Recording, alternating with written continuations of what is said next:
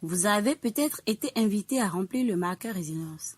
Cette vidéo vous fournira des conseils sur ce processus en expliquant ce que la résilience signifie pour notre organisation, quand utiliser le marqueur et finalement, comment remplir le marqueur.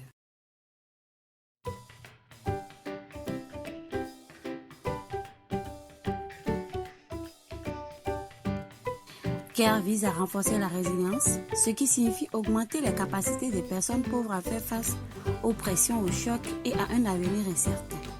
Cette approche intègre les chocs et pressions liés au climat, mais elle aborde également les chocs économiques, politiques, sanitaires ou tout autre type de chocs et pressions. Pour permettre aux équipes d'auto-évaluer dans quelle mesure la résilience est intégrée à leurs projets d'urgence et de développement, CARE a développé un outil simple, le marqueur résilience. Intégré au système de suivi de l'information et de l'impact des projets et programmes de CARE, PIRS, il permet à CARE de mesurer à l'échelle mondiale comment la résilience a été intégrée à la programmation. Cet outil peut également être utilisé comme une opportunité d'apprentissage. Il fournit des informations pertinentes sur la matière dont les risques et les vulnérabilités aux chocs et aux pressions sont traités et offre ainsi des possibilités de réflexion approfondie. Il permet enfin de suivre les progrès réalisés en termes d'intégration de la résilience au fil du temps. Idéalement, utilisez-le avec les autres marqueurs pendant la phase de conception ou au plus tard pendant l'atelier de démarrage lorsque vous pouvez facilement ajuster votre projet et ainsi augmenter le degré d'intégration de la résilience. Ensuite, lorsqu'il vous faudra remplir PIRS, il vous suffira de copier et coller les informations du formulaire d'évaluation. Ensuite, si votre projet fait l'objet d'un examen annuel à mi-parcours, vous pouvez profiter de cette occasion pour revenir sur les marqueurs et voir si vous avez peut-être apporté des améliorations listées et si certains changements seront encore nécessaires.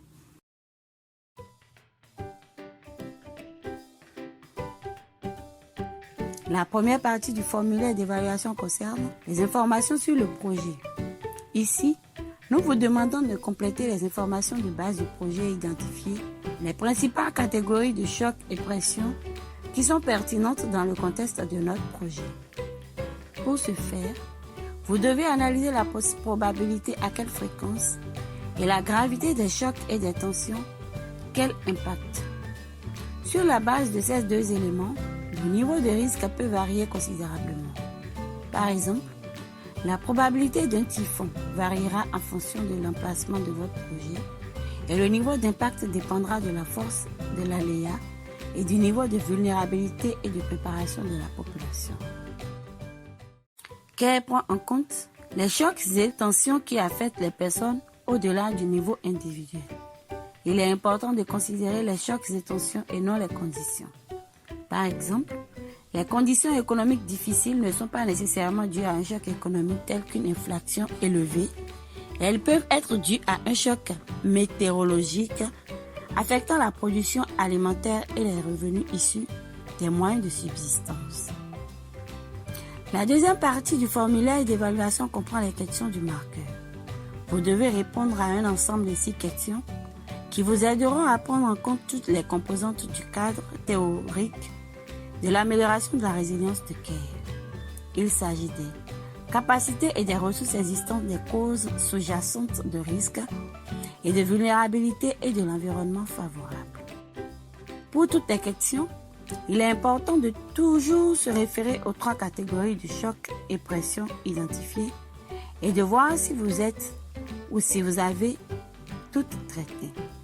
Par exemple, pour la question 2, vous devrez évaluer si votre projet renforce les capacités d'anticipation d'absorption, d'adaptation et de transformation pour les 3 principaux chocs et tensions identifiés.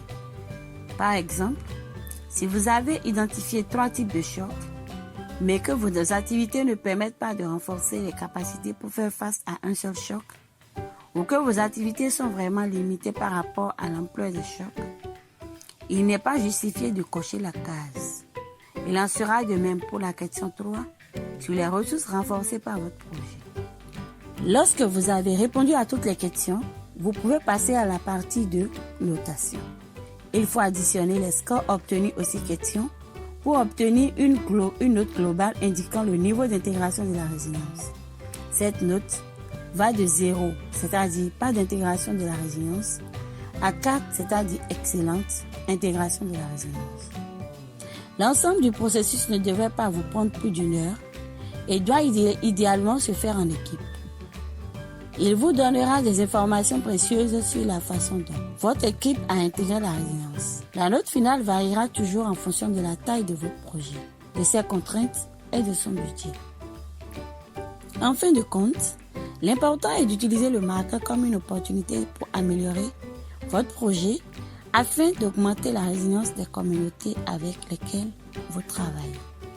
L'objectif n'est pas forcément d'obtenir la note de 4, mais de faire le maximum pour obtenir la meilleure note possible.